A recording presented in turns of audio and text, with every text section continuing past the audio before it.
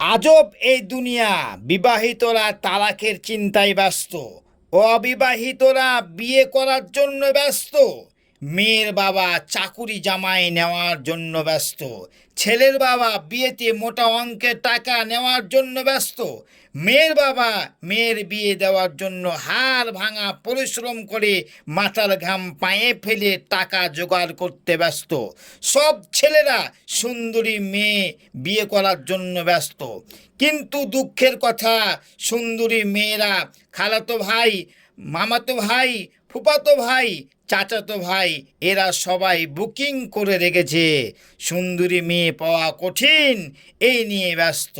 বাচ্চাদের তাড়াতাড়ি বড় হওয়ার চিন্তা, আর বড়দের শৈশবে ফিরে যাওয়ার আকুতি। চাকুরিজীবীরা কাজের চাপে প্রেশান, আর বেকার লোকদের মুখে চাকরির জন্য দোয়া। গরিবদের বড়লোক হওয়ার প্রবল ইচ্ছা, আর বড়লোকেরা একটুখানি শান্তির জন্য ব্যস্ত। জনপ্রিয় ব্যক্তিরা লুকানোর ঠিকানা খুঁজে বেড়াচ্ছে, আর সাধারণ মানুষ জনপ্রিয় হওয়ার চিন্তায় ব্যস্ত।